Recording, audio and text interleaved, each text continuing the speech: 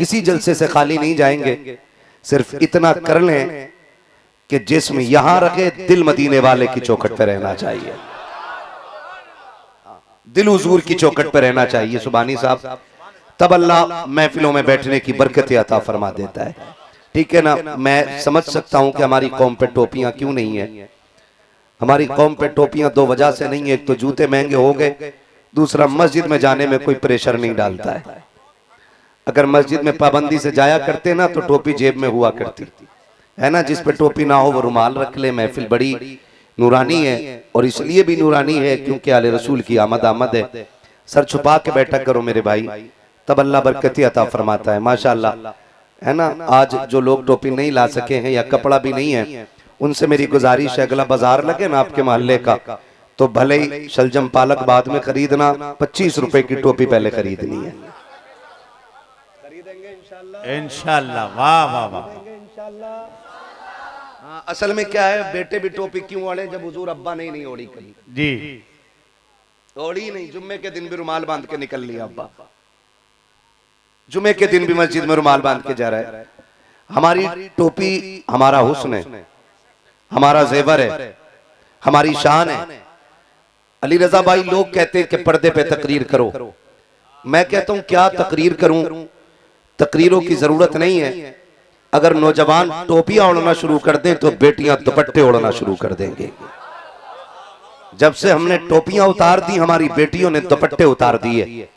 घर में अल्लामा होना काफी नहीं है, घर में फहामा होना काफी नहीं है, घर में मुहद्दिस होना काफी नहीं है, घर में मुफस्सिर होना काफी नहीं है, घर में मंतकी और फलसफी होना काफी नहीं है। घर के अंदर मोहम्मद का गुलाम होना सबसे ज्यादा जरूरी है। इसलिए कि नस्लें जो परवान चढ़ती हैं ना, वो आपकी डिग्री देख करके नहीं, आपका किरदार देख के परवान चढ़ा करती हैं। मैं कहता हूं मेरे जैसे हजारों खतीब पैदा हो जाएं और लाखों हैं और कयामत तक होते रहेंगे, लेकिन जब तक हमारा किरदार बेहतर नहीं होगा ना, हमारी गुफ्तार का कोई अमल नहीं होगा, हमारी गुफ्तगू कोई असर नहीं रख सकती है, हमारे बातों से कोई फायदा नहीं हो सकता है। ए बेटे, मैं समझ सकता हूं मुश्किल में बैठे हो, हिलो मत। वो जाल देखा ना, मछली जब फंस जाती है, जितना हिलती है उतनी फंसती है, तो जितना हिलोगे उतनी फंसोगे। जो जहां है बैठे रहिएगा।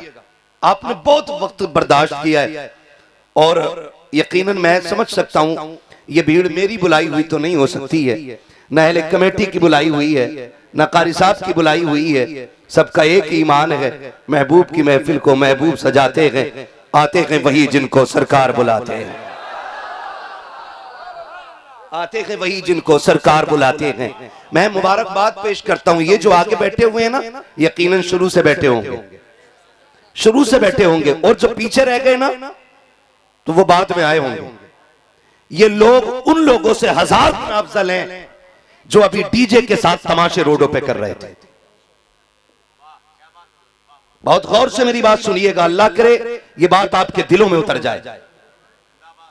जितने लोग आला हजरत वाले हैं और जो मसलक के आला हजरत का दम भरते हैं, वो हाथ उठा के कहते हैं जरा या रसूल अल्लाह। अब जरा करवट में देखें, किसी का हाथ नीचे तो नहीं रह गया, नीचे रह गया हो तो समझ लेना वो जेब काटने वाला भी है और ईमान चुराने वाला भी है। सारी आला हजरत वाले लोग हैं। मैं नारा लगाऊं जवाब मिलेगा, इश्क मोहब्बत, इश्क मोहब्बत। ऐसा नहीं, ऐसा नहीं, जितने दिनों से टुकड़े खा रहे नाम के उतनी आवाज निकलनी चाहिए। इश्क मोहब्बत, इश्क मोहब्बत, इश्क मोहब्बत, इश्क मोहब्बत। अब हाथ नीचे कर लीजिए। हम नौजवानों बहुत गौर से मेरी बात सुनिएगा, मुझे नहीं मतलब है आइंदा आप कौन सा तमाशा करेंगे, आइंदा आप क्या करेंगे, चूंकि आज ये उर्स मुकद्दस की महफिल भी है और मुझे हैरत हो रही है। अमर डोबा उस जमीन को कहा जाता है जिस जमीन पे आलिम बनाए नहीं जाते, जिस जमीन पे माओ की गोद से आलिम पैदा हुआ करते हैं, उस जमीन को अमर डोबा कहा जाता है जहां मां की गोद से उलमा जन्म लेते हैं। लेकिन आज हैरत की इंतहा न रही जब तुम्हें अपने घर में पैदा होने वाले उलमा की इज्जत और न उनकी गैरत का ख्याल तक नहीं आया, तो मसलक के आला हज़रत का ख्याल कितना करते होगे। तकलीफ होती है, हम गलती करते हैं, बदनाम मसलक के आला हज़रत होता है। हरकतें हमारी होती हैं, जवाब बरेली वालों को देना पड़ता है। मैं पूछना चाहता हूं, हम अभी गुजर करके आए, जुलूस के नाम पे डीजे बजा, कौन सी बदतमीजी उस डीजे के आगे नहीं हो रही थी? क्या नाचा नहीं जा रहा था? क्या कूदा नहीं जा रहा था? आज उर्से रोशन शाह बाबा गए। मैं पूछना चाहता हूं, चल साहिब मजार के पास, अगर अल्लाह इजाजत देता मैं उनको मजार से बाहर बुलाता और तेरे हाथ में हाथ दे के पूछता, इनसे पूछ तो सकी इनका मजार क्यों बन गया है? क्या इन्होंने जिंदगी भर डीजे बजाया था, या इन्होंने तमाशे किए थे, या इन्होंने डीजे के आगे डांस किया था, या फुव्वारे चलाए थे, या स्प्रे कर करके शरीयत का मजाक उड़ाया गया था? अगर खुदा इजाजत देता तो ये कब्र से निकलते और तेरी कलाई पकड़ के कहते, गैरत कर, मेरे नाम पे तमाशे न कर, अय्याशियां न कर, ज़हनों को उरूज परवान न चढ़ा। हम वो लोग नहीं हैं जिन्होंने तमाशे बनाए हैं, हम तो वो हैं जिन्होंने रातों में सजदे किए थे और दिनों में रब के लिए रोजे रख के फाके किए थे। गैरत आनी चाहिए हमें। गलती हमारी होती है सरकार, लोग बदनाम मसलक के आलादत को करते। मैंने 24 नंबर की टोपी अभी देखी अभी रास्ते में, और वो हंस रहे थे तुम्हारे तमाशे देख करके। जवाब कौन देगा इसका? कौन जवाब देगा इसका? क्या ये उर्स तमाशों के लिए थे, अय्याशियों बदमाशियों के लिए थे? बंद कर दो ऐसे उर्सों को जिन उर्सों में बेटियों की इज्जतें महफूज ना रहे। सीधी सी बात है, कोई जरूरत नहीं है ऐसे उर्सों की जहां वलियों की बारगाह में आकर के दिल ना बदल सके। हम नौजवानों से गुजारिश करते, 16 हाफिज कुरान बने। कितने? कौन है सारे? कितने? ये दिख रही है ना जमात, ये सिर्फ हाफिजों की जमात नहीं, ये जन्नतियों की जमात है। ये जन्नतियों की जमात है। हम आपसे पूछना चाहते हैं, जरा दिल पे हाथ रख के बताइए, एक तरफ हमारा इदारा हमें 16 हाफिज कुरान देता है, और सिर्फ हाफिज कुरान नहीं, ये कुरान के चश्मे पैदा किए गए थे। ये जहां बैठेंगे वहीं से कुरान के दरिया बहेंगे, वहीं से तिलावत के चश्मे उबलेंगे, और एक एक हाफिज कुरान के शागिर्दों में खुदा करे हजारों का नाम आएगा। और जब तारीख लिखी जाएगी उस्ताद कहां से पढ़ के आया था, तो नाम आपके शहर का आएगा, नाम आपका आएगा। मैं नौजवानों से गुजारिश करता हूं, उनमें एक भी संजीदा शख्स नहीं था, बच्चे अक्सर कम उम्र बच्चे थे। मैं बच्चों से गुजारिश करूंगा, खुदारा दीन का मजाक न उड़ाएं।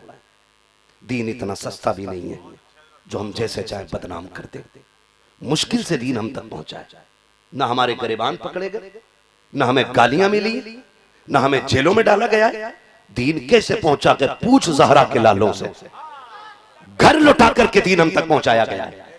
नस्लें कुर्बान हुई है तब जाके दीन हम तक पहुंचा है। मुझे बताओ तो सही, आज हुजूर अगर देखेंगे इस हाल में उम्मत को तो तकलीफ नहीं होगी? तकलीफ नहीं होगी? अगर मैं पूछ लेता ना वहीं रोक के गाड़ी ना कि जरा डीजे रोको और जितने ये पीछे कूद रहे हैं ये सही से हुजूर पे पढ़ा जाने वाला दुरूद सुना दे, तो भाई साहब 90% लोगों को दुरूद याद नहीं होता उसमें। ये कंडीशन है हमारी, ये कंडीशन है हमारी। उर्सों के नाम पर बहुत मजाक बन गया। इतनी अजीम जमीन पे, जिस जमीन पे खुदा की कसम ऐसे ही लोगों ने सांस न ली है, बल्कि हिंदुस्तान की जान जो बने हैं उन लोगों ने इस जमीन पे सांसें ली है। आपको तारीख अपनी याद करनी चाहिए। हाँ, तारीख याद, जिन्होंने लोगों के हाथ पकड़ के ना तकदीरें बदल डाली है, ऐसी ऐसी शख्सियतें जिसको दुनिया सूफी निजामुद्दीन साहिब किबला के नाम से जानती है, जो फख्रे हिंदुस्तान है। ऐसे लोगों ने यहां जन्म लिया है और हम उनके शहर में रह करके ऐसी हरकतें। माफ कीजिएगा, मुझे ये दीन समझ में नहीं आता, मत बुलाना आइंदा कभी भी। मैं जानता हूं ये कमेटी वाले, ये दीन से मोहब्बत करने वाले लोग, ये कुरान को पढ़वाने वाले लोग, ये कुरान को घर तक पहुंचाने वाले लोग हैं। इनके समझाने पे भी हम नहीं मानते, इनके बताने भी हम नहीं मानते। याद रखिएगा, दीन नजर आने वाली चीज नहीं है, इस्लाम खुद में नजर आने वाली कोई चीज नहीं है, बल्कि लोग हमें देख करके इस्लाम का फैसला करते हैं। किसे देख करके? किसे देख करके?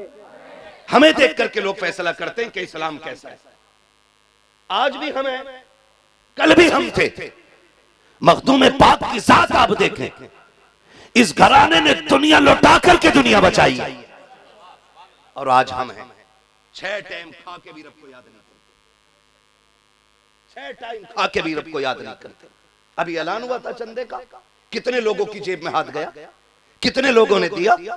अगर बात आ जाए ना कव्वाली होनी है जी। कौन आ रहा? नाम नहीं लूंगा, बुरा लग जाता लोगों को कि फला आ रहा, तो कहते ले 500 मेरी तरफ से ले, 1 घंटा ओवर टाइम कर ले, 300 मेरी तरफ से ले। और कहते हल्का ना करना, जरा एक जवाब वाली भी बुला लेना, जवाब वाली भी बुला लेना। वो क्या करेगी? कहा जब तक वो नहीं आएगी। ये कंडीशन है हमारी कौम की। हमने 70 सालों में कौम नहीं बनाई, सिर्फ मूंड बनाया है। माफ कीजिएगा जुमले बहुत कड़वे मेरे। कौम नहीं बनाई, मूंड बनाया है हमने अपना। कभी तमाशे करके, कभी नचनिया बुला के, कभी कव्वाल बुला करके, और उसके बाद जब कव्वाल आते आगे कुर्सी लगती है और कौम के चंद बिगड़े हुए अमीरों के बेटे 10-10 के नोटों की गड्डी लगा के बैठते हैं। और फिर जब बात भारी पड़ती है ना किधर से, फिर यूं चलता। चंद ठलुए लोग जो उनकी गुलामी में, उनकी इख्तदा में पीछे खड़े होते, वो देख के कहते हैं आज तो मजा आ गया साहब, सुभानी साहब ने कमाल कर दिया, आज तो गड्डी की गड्डियां उड़ा दी हैं, आज मजा आ गया। आज पता चला अली रजा साहब के पास दौलत कितनी थी, आज पता चला हम्माद के बाप ने कितना पैसा इकट्ठा किया था। गैरत से डूब के मर जाना चाहिए। जिस कौम के पास अपने IAS IPS ना हो, जिस कौम के पास अपने MBBS ना हो, वो एक कव्वाली के तमाशे में लाखों रुपए में आग लगा देती है। साकिब तुम क्या जानो गरीब की आंख का आंसू, पूछो जाकर के हुजूर साहिब सज्जादा से, जिन बेटियों के पास जहेज के लिए चंद पैसे नहीं होते हैं, उन बेटियों की रातें कितनी रो के गुजरा करती है। जाओ जाकर के पूछो जिन बेटियों ने बाप जैसी दौलत को खो दिया है, इल्म सीखना चाहती है तो इनकी चौखट पे जाके पूछ किस मेहनत से वो बेटियां इल्म सीखती है। खुदा सलामत रखे ऐसे बुजुर्गों को जो जेब के खर्च से यतीमों को पढ़ाते भी हैं, पालते भी हैं, उनके खर्चे भी उठाया करते हैं। वरना हमारी कौम का तो बेड़ा गर्क हो गया है।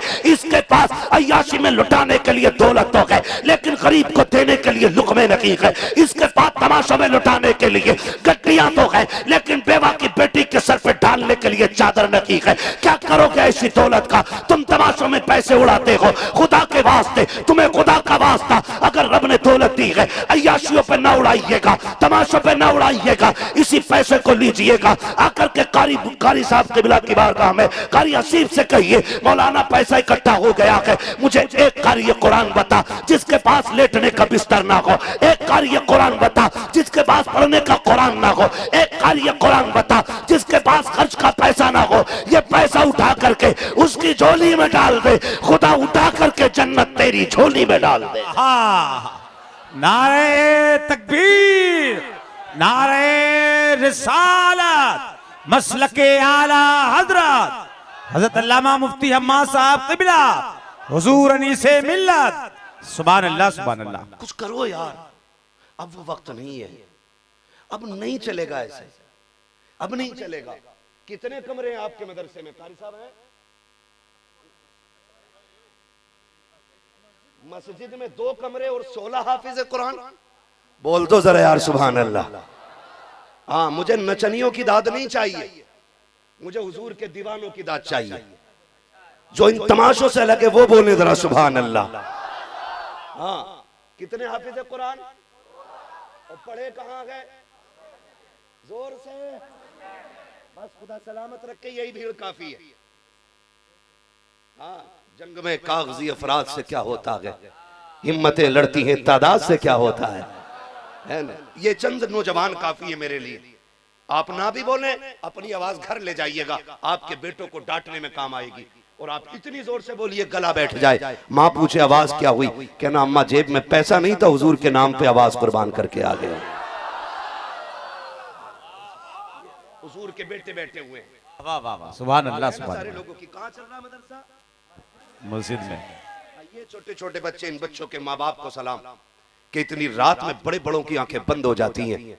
इन छोटे छोटों ने बैठ के बता दिया हुजूर से इश्क की कोई उम्र नहीं होती है।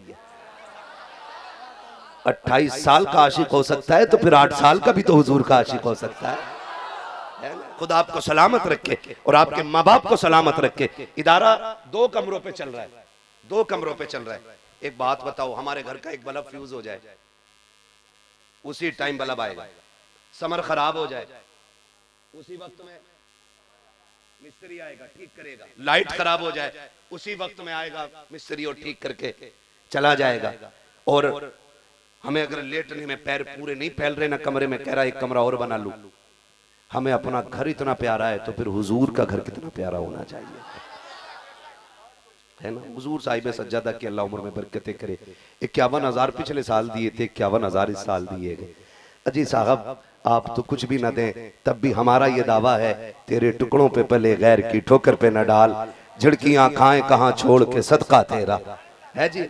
हम तो पलते ही हुजूर की औलाद की ठोकरों पे हैं। तो मैं अर्ज करना चाहता हूं आपसे लोगों, अब वक्त वो नहीं है। हम तमाशे कब तक करेंगे, कब तक करेंगे। हमने ना 70 सालों में ना काश कौम बनाई होती। आज हमारी कौम बन गई होती ना तो हमें दर बदर के धक्के खाने नहीं पड़ते, धक्के खाने नहीं पड़ते। मैं तो मुबारकबाद पेश करता हूँ अपने भाई को कि इनकी मेहनतों पर शासन प्रशासन सारा लगा है इंतजामिया में, है ना। खुर्शीद भाई अल्लाह इनकी उम्र में बरकत अता करे। हमारी कौम में असर और रसूख वाले लोग होने चाहिए। मुझे तो हजरत नेता नगरी भी समझ में नहीं आती। नेताजी भी बना है ना तो अजीब किस्म का नेता है, हाँ अजीब किस्म का नेता। कह रहे यार काम मैं करा दूंगा, हाँ नेताजी करा दो यार, करा दो। नेताजी ने कहा 10,000 लगन, तो आप नेताजी नहीं, आप दलाल हैं। अगर आप भी पैसे ले रहे हैं तो आप नेताजी नहीं है, फिर आप जोर से आप दलाल हैं। नेता तो तब होता ना जिसकी आवाज में दम होता। खुर्शीद भाई फोन करके कहते अभी हमारी गाड़ी आ रही ना, तो दीवान जी थी पता नहीं कौन थे, उन्होंने कहा नहीं अंदर नहीं जाने दिया जाएगा, हमारी गाड़ी सीधी भगा दी। हम जंगल चले गए। हमने कहा पुलिस वाले ने नहीं पहचाना तो क्या हुआ, हमें लोग स्टेज पे नहीं पहचानते, हमसे ही पूछते हैं मुफ्ती अम्माद कब आएंगे। जब हम जुब्बे साफे में नहीं होते हजरत, लोग हमसे ही पूछते हैं मुफ्ती अम्माद कब आएंगे। मैंने आएंगे तो देख लियोगे भैया, तो कोई मसला नहीं। और पहचान अपनी होनी भी क्या है, और मसला भी क्या अपनी पहचान का। लुत्फ उनका आम हो ही जाएगा, शाद हर ना काम हो ही जाएगा। जान दे दो वादे दीदार पर, नकद अपना दाम हो ही जाएगा। बेनिशानों के निशान मिटते नहीं, मिटते मिटते नाम हो ही जाएगा। ऐ रज़ा हर काम का एक वक्त है, दिल को भी आराम हो ही जाएगा। तो हमारे ये नौजवान अक्सर प्रदेश विदेश में रहने वाले लोग हैं। मैं देखता हूं कि अक्सर नौजवान, और इनको असल में ये गलत नहीं, खुर्शीद भाई समझाया नहीं गया, समझाया नहीं। कुछ सज्जादों ने बेड़ा गर्क कर रखा, कुछ सज्जादों ने। मैं कहता हूं कि दीन का सबसे बड़ा काम हुआ भी खानकाहों से है, और आज सबसे बड़ा नुकसान दीन का कुछ खानकाहों ही से हो रहा है। एक पीछे कुछ दिन पहले इस इलाके में एक जगह आना हुआ था अली रजा भाई, तो पता ये चला जबरदस्ती का मजार है। मैंने उसको बुला के सज्जादा को पूछा, भाई कतई सज्जादा क्या मुसलमान नहीं लग रहा था शक्ल से। हाँ मैंने कहा भाई मजार किसका है, कह रहा सच बता दूं। तो मैंने कहा झूठ बोलेगा क्या प्रिया। मैंने कहा देख साबिर पाक की नगरी तो नहीं है साबिर वाली, अगर झूठ बोला तो फिर जला नहीं सकते तो जलन तो पैदा कर ही सकते। सही बता। कहने लगा बताएं यहाँ पे ना एक बुजुर्ग निकलते बढ़ते बैठा करते थे, बस ले भाई ले, बुजुर्ग बैठा करते थे। किसने बताया कि हमने परदादा से सुना था। कौम पूरी गिर गई जाकर के। वो कह रहा मैं छू दूं तो खुशबू नहीं जाती, मुझसे कह रहा हाथ लाओ, ऐसे कह रहा छू लो। तो मैंने ये तमाशे हमें न दिखा बेटे, हम एक थप्पड़ मारते 7 पुश्तों तक गूंज आती है। तू छू के बात कर रहा है, कह रहा देखो निकलो यार इन तमाशों से, खुदारा निकलो। कब तक तबाह होते रहोगे, कब तक निकलो इन तमाशों से। कह रहा निकलते बढ़ते यहां बैठते थे तो तूने मेला लगा लिया। महबूब फरमाते हैं जमीन पे सबसे अच्छी जगह मस्जिद होती है, तुझे पूरी जिंदगी एक दिन भी जाने का मौका नहीं मिलता है। तेरे दादाजी से अच्छा कह गए वो तूने पन्नी बांध ली। हाँ झंडे लगा के बैठा वहां पे, और जिसको नबी ने अच्छा कहा हो वहां तुझे जाने के वक्त नहीं मिलता है।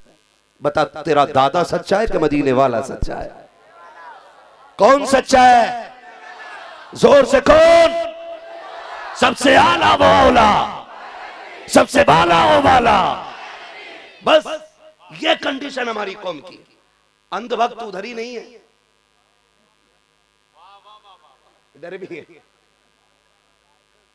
इधर भी है। माफ कीजिएगा, सुन लेंगे थोड़ी कड़वी बातें। अल्लाह करे ये तमाशा निकल जाए। ये तमाम मेरे सर के ताज उलमा बैठे हुए, अल्लाह इनके कदमों की खैरात मेरी नस्लों को अता करे। अगर उलमा के कदमों की खाक मेरी नस्लों को मिल जाए तो मेरी किस्मत की महराज है। अगर उलमा इतनी शान वाले हैं तो फिर सादात की अजमतों का कहना ही क्या कहते। मैं बाकी बात इनके हवाले से क्या कहूं। इमाम शाफई से किसी ने कहा था आप बताएं ना सैयदों की शान क्या होती है, तो दो बातों में बात खत्म कर दी। उन्होंने कहा सैयदों की शान मुझसे पूछते हो तो सुनो, ये वो लोग हैं जिन पे दरूद ना पढ़ा जाए तो हमारी नमाज मुकम्मल नहीं होती है। जिन पे दरूद ना पढ़ा जाए तो हमारी नमाज मुकम्मल नहीं होती है। ये इमाम शाफई ने कहा था।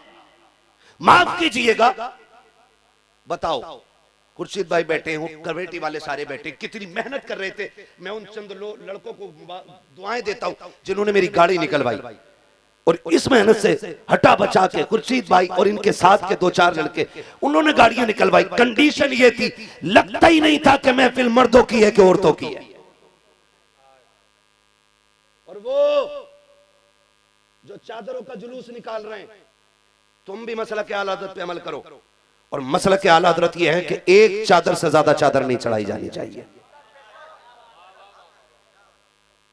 यह है मसला के आला हज़रत। एक चादर से ज्यादा चादर की इजाजत नहीं। हमारे मजारों पे 70 चादरें, और हमारे इदारे के बच्चे बैठे हुए एक ठंडे पानी के गिलास को तरस जाएं। कौन सा जवाब हुजूर को दोगे कयामत में? मुझे बताया जाए। जिस कौम के पास कब्र पर बैठने के लिए एक ऊंट के सिवा करके बोटियां काट के तकसीम करने का वक्त ना हो, वो चादर ले जाने में 18 घंटे लगाती है। कौन सा जवाब हुजूर को दोगे? तुम अपनों के वफादार नहीं हो सके, मजार वालों के वफादार हो जाओगे। एक भीड़ चल रही है चादर लेकर के, भीड़, उसमें चाहे मेरा बेटा हो या आपका हो, एतराज इससे नहीं। जो गलत है तकलीफ उससे है, तकलीफ उससे। आप जी चादर लेके क्यों घूम रहे?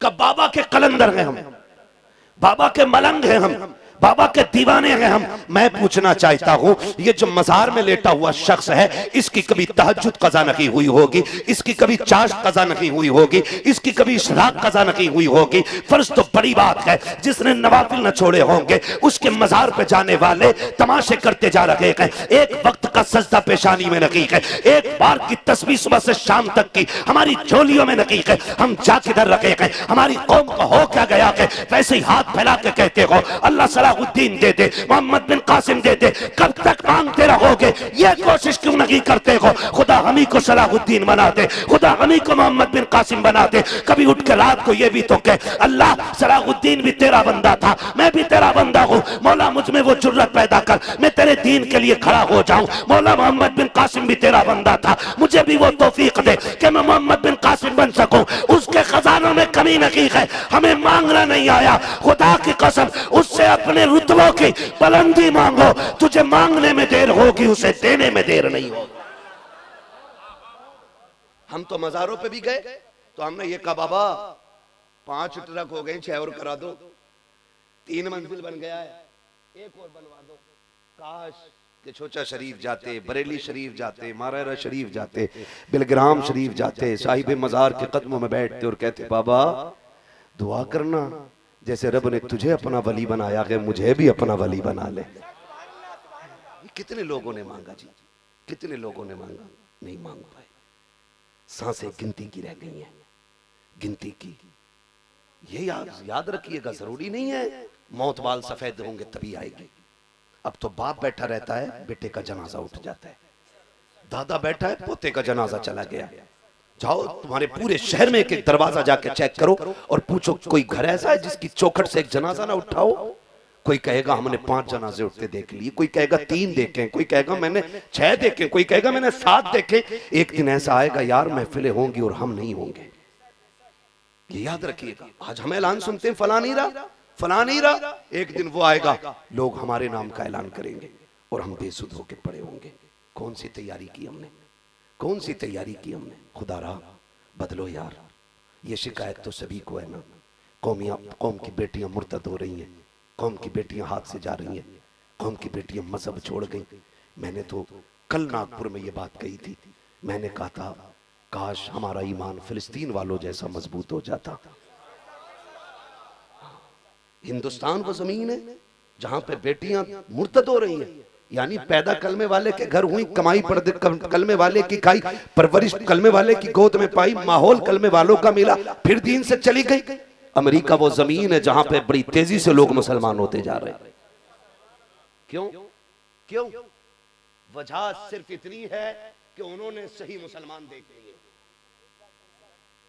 उन्होंने सही, जोर से उन्होंने सही वाले मुसलमान देख लिए, इसलिए वो यहूदी होते हुए इस्लाम की तरफ दौड़ रहे हैं और हमने अपना कल्चर बिगाड़ दिया। इसलिए हम अपनी बेटियां खोते जा रहे हैं, अपनी बेटियां खोते जा रहे हैं। याद रखिएगा दीन से कोई समझौता नहीं। इस मसले में अगर कोई भी कमजोरी दिखाएगा ना तो फिर नुकसान उठाएगा। शरीयत की हदें हमारे लिए वो दीवारें हैं जो हमारी इज्जत की भी रखवाली है और हमारी जान की भी रखवाली करने वाली है। हाँ, ये दुख होता, देखो हिंडोले झूले उर्सों में लग रहे झूले है, दुकानें जितने बिसात खाने उर्स में लग रहे हैं, कहीं किसी बाजार में लगते ही नहीं, जबकि यहां इन चीजों का कोई वजूद नहीं होना चाहिए, बिल्कुल नहीं होनी चाहिए थी ये चीजें। ये चीजें बिहार बंगाल में कुछ जगहों पे देखी गई, हमारे यूपी में भी ये चीजें उतर आई। हो क्या रहा है? अल्लाह राजी होगा इससे? बोलो। ये जो बाजार में आ रही है, या तो तेरी बेटी है या मेरी बेटी है, गैर की बेटी नहीं आ रही है।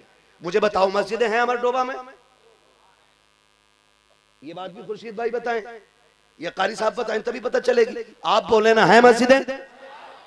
औरतें जाती मस्जिद में कि मर्द जाते हैं? सारे बोले, पीछे वाले भी बोले। कौन जाता है? मर्द जाते हैं। एक टाइम में भी नहीं, यहाँ एक टाइम में भी नहीं जाती औरतें। डर के क्यों बोल रहे हो? मेरे यहाँ कौन सी जाती है? फजर में, जोहर में, इशा में, किसी में नहीं जाती। फिर जुमे में? अरे यार जुमा तो बहुत बड़ा दिन है ना, इसमें भी नहीं जाती। ईद के दिन, अच्छा, और बकरा ईद को तो 3 दिन की ईद होती, उसमें भी क्यों है? जाती है? बोले जरा, क्यों नहीं जाती है?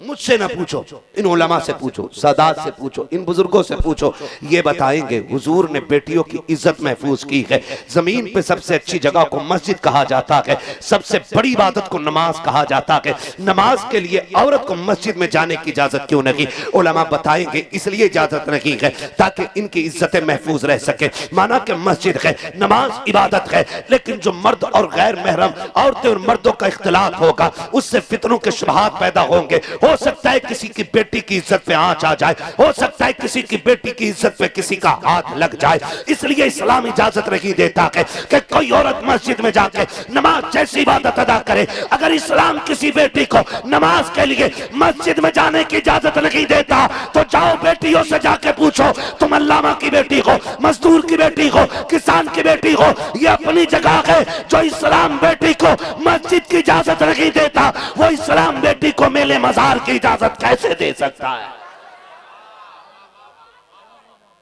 बताओ। और नहीं दे सकता तो रोको। सिर्फ मौलवियों के सर सेहरा नहीं है कि हमारी बेटियों को ये रोके। बेटी मेरी हो, पहरे देने के लिए यहाँ है मेरे दरवाजे पे। रब ने हमें मर्द बनाया है और इज्जत का रखवाला बनाया है, इज्जत का रखवाला बनाया। हर भाई की जिम्मेदारी है वो बेटियों को घर से बाहर ना निकलने दें। हैं?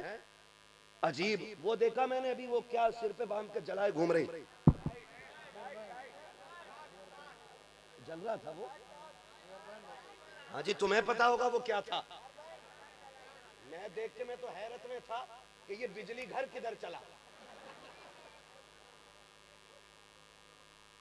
कंडीशन देखे हमारी। नकाब किस लिए था? बोले जोर से, सारे बोले, पर्दे के लिए। और ये जो लाइट जला के रखी है ये किसके लिए? नहीं, ये अंधों के लिए। जो इन्हें नहीं देख रहे थे वो भी इन्हें टिपे, देखे ये बिजली घर किधर। माफ कीजिएगा, आज नकाब की कीमत 2500 से लेकर 18,000 तक, लेकिन इज्जतें महफूज नहीं। कल की औरतों के बदन पे लगने वाली चादरों में पैबंद 17 थे, लेकिन बेइज्जती का एक भी दाग नहीं था। आज नकाब तो साफ है, लेकिन दामन दागदार है। क्या करोगे ऐसे नकाब का जो बेटियों को इज्जत की बजाय जिल्लत की तरफ धकेल दे? मैं पूछना चाहता हूं, यूं ही जन्नत मिल जाएगी? यूं ही जन्नत मिल जाएगी? ये जो तुम्हें 16 बेटे दिख रहे हैं ना, ये इन्होंने बेगैरत माओं का दूध नहीं पिया होगा। इसलिए कि अल्लाह जिन्हें कुरान देता है ना, वो कुरान वाले बेगैरत माओं की गोद में नहीं, बल्कि गैरत वाली माओं की गोद में आया करते हैं। ये याद रखिएगा, मैं खुल के बात कर रहा हूं। मेरा उसूल है, मैं आईना को दिखाऊंगा दाग चेहरे के, जिसे खराब लगे सामने से हट जाए।